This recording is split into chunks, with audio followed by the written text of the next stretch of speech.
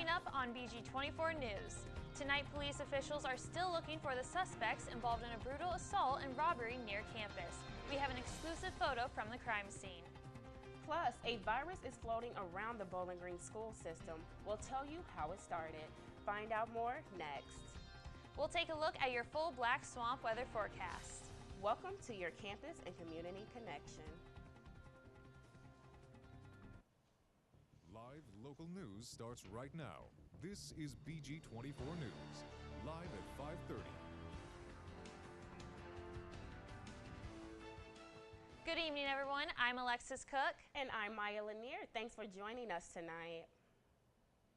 In the past month, Bowling Green has suffered several incidents that potentially jeopardize students and residents' safety. The most recent was a recent robbery happened on the edge of BG's campus. Reporter Alana Nussel has details. We would also like to warn you that some of the images in this story could be considered graphic.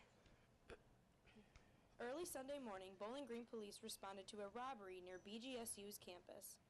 2 men were assaulted and robbed by a group of males. The 2 victims were assaulted here, outside of South Hall, walking down Wooster Street. Police say no weapons were involved, but the victims were seriously injured. The subject struck them, knocking one of the victims to the ground, causing several stitches and a broken nose. Student Rob Everard says the crime scene right outside of his home was the most alarming part. Everard says the police told him the suspects fled through his backyard across the street, but he still thinks Bowling Green is a safe place. I still see BG as a really safe town, but incidents like this, I guess, do sometimes question it since they did run through my yard. Police say the investigation is still ongoing. Reporting for BG24 News, I'm Alana Nussel. If anyone has more information regarding the incident, contact the Bowling Green Police Department at 419-352-28775. A second unrelated robbery occurred at the Gas Express on Main Street. A male suspect took cash from the register and then fled. Bowling Green police are offering a $1,000 reward for information leading to the convicting on either of the robberies. You can find the contact information to Bowling Green Police on our Facebook page. A Bowling Green man was arrested on Sunday following charges of aggravated assault. The suspect was forced his way into a residence on South Prospect Street. He reportedly threatened a man by holding a pair of scissors to his face. The Bowling Green Correction Center is increasing security. This comes following John Rosado escaped 2 weeks ago. The Northwest Community Correction Center will increase how many times inmates are counted and will conduct counts after outdoor recreation activities. Inmates will also have ID badges that will be checked when they go outside the recreation. And here we have with us Kaylee Hodge with our weather today. How is this going to be this week? Well, if you guys take a step outside right now, you'll see it's a little bit cooler than we've been used to. Current look at our temperature, it's 60 degrees out there. We've got a north wind coming and keeping everything a little brisk and chilly. It's also bringing in some of that cloud cover you're seeing right now, but there is only 0% chance of precipitation. I'll tell you when we do have rain on the forecast coming up.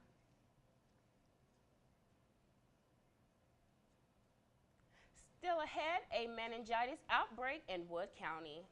Plus, a Toledo man is wanted in Fulton County. Find out why when we come back. Last week, Bowling Green City School officials sent out an alert to parents about a meningitis outbreak. Bowling Green School Superintendent Ann McVeigh received the notice from Wood County Health Department. The outbreak started at Heartland Camp. The virus mainly affects young children. Parents are strongly advised to contact their family doctor if any symptoms of the virus are shown. As flu season approaches, Wood County Health District is offering flu shots. Shots are offered at the health center located on East Gypsy Road.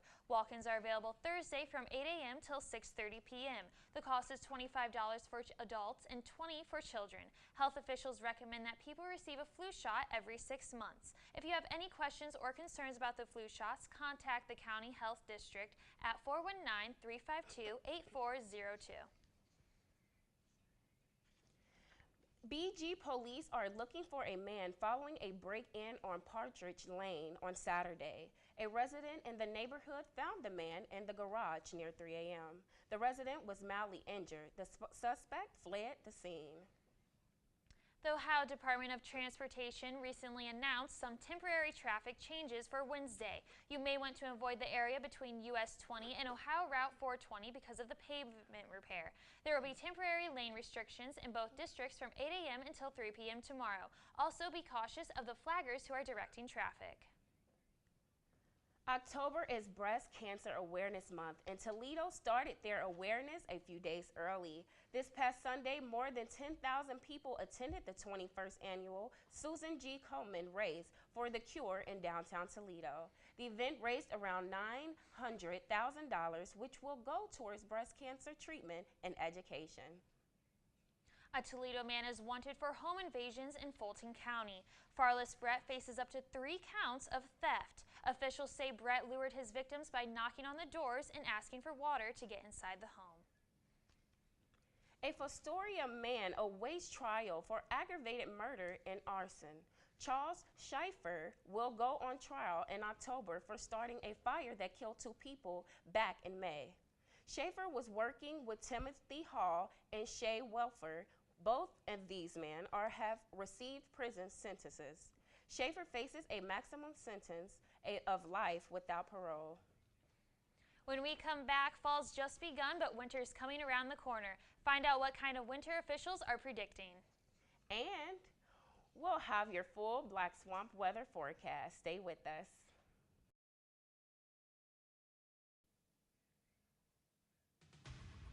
Live local forecast with BG24 Black Swamp Weather. Good evening, I'm Kaylee Hodge with your Black Swamp weather forecast. Current look outside, 60 degrees right now. We've got a north wind coming in. It's keeping those temperatures a little low right now. We also have that cloud cover from the wind.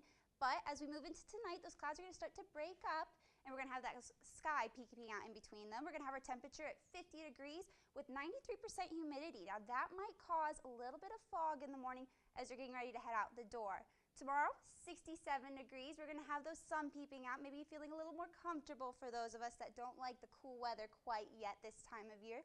Tomorrow night, we're going to be cooling down to 51 degrees with clear skies. And again, that humidity, potential for some fog, just keep it in mind as you head in throughout your work week. Take a look at our radar. You can see those clouds that you were talking about moving through. They look a little thin on the satellite, but you can see as you peep your head out right side, it's actually a little bit thicker than it's appearing right here. And what's causing this is you're going to see a low pressure system out here that's going to cause that cold front sweeping through is what's bringing in our clouds and cool temperatures. As we're heading out throughout the rest of the week, you can see those cool temperatures are going to continue and start to warm up degree by degree until we're going to actually hit about 80 degrees on Thursday. So we're going to have quite the Indian summer warm up before Friday.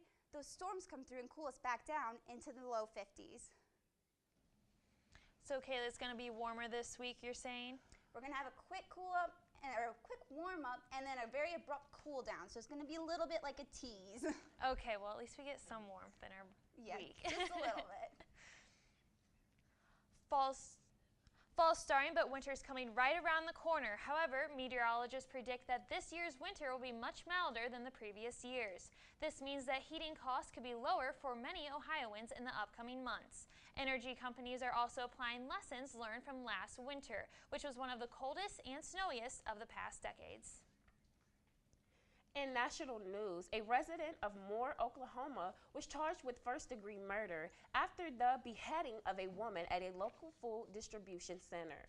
Alton Nolan attacked 2 women after being fired from the center last Thursday. Nolan was previously released in 2013 from a 6-year sentence of assault of a police officer. A Pennsylvania couple faces charges of homicide after starvation of their 9-year-old son. Kimberly and Jared Tutko-Sir were arrested Monday when police found the body of their son Jared Tutko Jr. Jared Jr. died on the malnutrition and neglection. A 10-year-old girl was also found in the home close to death. Both parents remain in Dauphin County Prison without bail. Olympic swimmer Michael Phelps was arrested earlier today. Phelps failed a sobriety test after being pulled over for speeding. Phelps was charged with a DUI, speeding, and crossing double lanes on Interstate 95 in Baltimore. Phelps was taken to a Transportation Authority station where he was later released. This is Phelps' second DUI charge in the state of Maryland.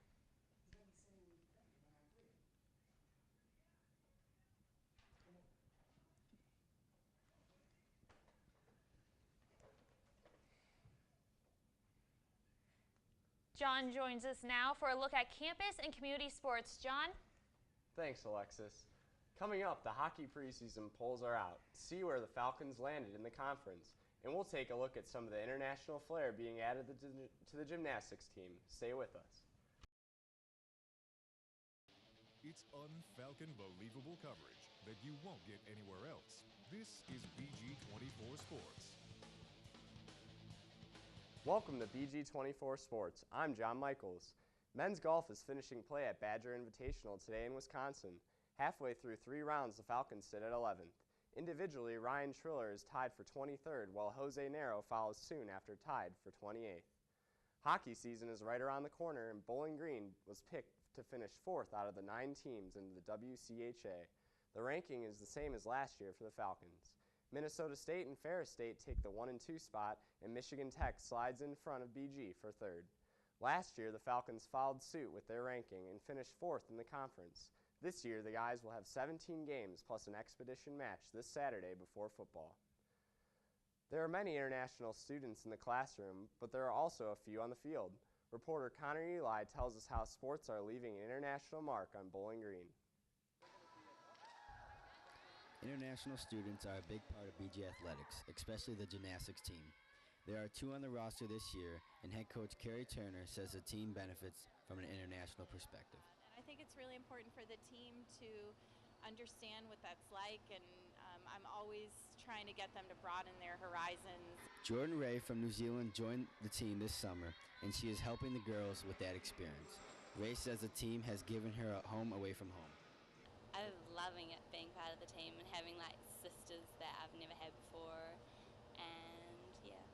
From meeting Ray, Coach Turner knew she belonged in BG. She knew she wanted to do NCAA gymnastics, and I think once we were able to develop that bond, it was clear that this was a good fit for her. Ray is not the only international athlete on the team. Laura Mitchell will join the ladies in December from England. There has been a history of international talent throughout BG, and gymnastics is making its mark this season. Reporting for BG24 Sports, I'm Connor Eli. The gymnastics season will start in January. After a full weekend of Falcon sports, the Pizza Hut Athletes of the Week are in. Women's golfer Fran Rodriguez takes it home for the ladies after a sound performance at the Cardinal Classic this past weekend. She earned an individual 3rd place finish and helped the Falcons take 3rd as well. Now for the guys, defensive James Sanford gets this one after the run against UMass. Sanford collected 2 sacks and a fumble recovery. He also stopped the game-winning drive by UMass with a fumble. Place kicker Tyler Tate was also honored for his efforts on the gridiron. For the 2nd time this year, Tate was named the MAC East Special Teams Player of the Week. Tate recorded 11 points in the 47-42 victory. He landed 2 field goals, putting him at 8 for 10 for the year so far. Well, that's all for BG24 Sports. Follow us on Twitter for breaking Falcon athletic scores and news. And check us out on Facebook for videos throughout the week. I'm John Michaels. We'll be right back.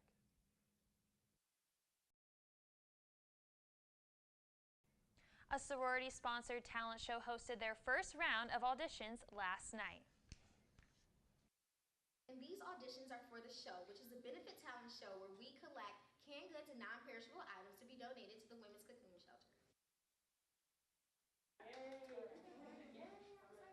Alpha Kappa Alpha sponsors a yearly talent showcase, which they call the show. The cost of entrance is canned good or non-perishable food item. The show raised nearly 200 goods last year. Antoinette Inversion explains the purpose of the event. More auditions will be held Wednesday from 7:10 and Thursday 6 to 8 p.m. this week on the 3rd floor of Epler Hall. The 11th annual homecoming lecture at BGSU take place this week. BGSU alum Kathy Cleveland will be speaking. She is the founder and president of Encompass Consulting. The lecture takes place on October 3rd from 8:30 a.m. until noon in the Bowen-Thompson Student Union. The event is free, but you must register. To reserve your seat, contact Jennifer Wagner at 419-372-7773. A new social media app is becoming popular at BGSU. Reporter Brooke Ebersole says Yik Yak is becoming a platform for cyberbullying on campus. The release of a new app has sparked online argument between students on campus. Yik Yak users can anonymously post anything they choose on the site for other users to see. The app displays any posts made within a 10-mile radius so that all posts are specific to a certain area. Yik Yak does prohibit the posting of phone numbers, but any other posts are not monitored and can target anything or anyone. Many Bowling Green Yik Yak posts are about BGSU Greek life and its members. Users have anonymously posted derogatory comments about certain chapters and people. Sorority member Janelle Hlayback believes Yik Yak is cyberbullying and wishes the negative posts would stop. It's just a cowardly way that people use to target people they don't like. I think it's childish. It's just a way for people to attack other people. The rising popularity of this app poses a serious question. How far is too far, and what makes it cyberbullying? Cyberbullying is degrading someone else, but a big question about it is whether you need to identify that someone else. Social media professor Itai Gabai says people are drawn to the anonymous element of Yik Yak. People feel that they're not free so much to say what they want to say, so they created this new app such as Secret, Whisper, and Yik Yak, when everything is done anonymously. Bowling Green fraternity and sorority life could not be reached for a comment. Reporting for BG24 News, I'm Brooke Ebersole. The Yik Yak website says the company is not responsible for any post made on the app. So Kaylee, what are you expecting this week? I know you said it's going to be warm, but is it going to be good for homecoming weekend? Well, actually, we're going to have a little bit of whiplash. Mother Nature's going a little nuts. She's going to have us up to 80 degrees on Thursday, which is nice, warm weather.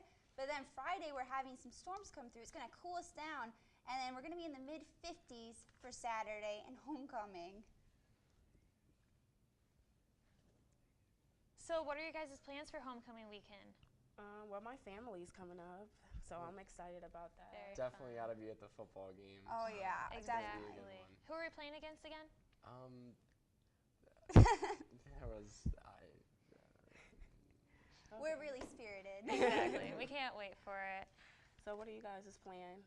I think I'm just going to tailgate, hang out with some friends, enjoy the nice weather this weekend's going to have. And there's going to be a parade, so you should all go out and attend that as well. That'll be really fun. Exactly. What time is the parade? I have no idea. Okay. That's exciting. Well, that's something I can take my family to, definitely. Yeah. That'll be exciting to bring them. So I'm looking forward to that. All right. Will be very cool. And then make sure you bring a jacket for this upcoming Saturday because it's going to be cool at the football game. Well, that's all for BG24 News tonight. Check out these stories and more online at bg24news.org. And check us out on Facebook and Twitter. Have a good night, everyone.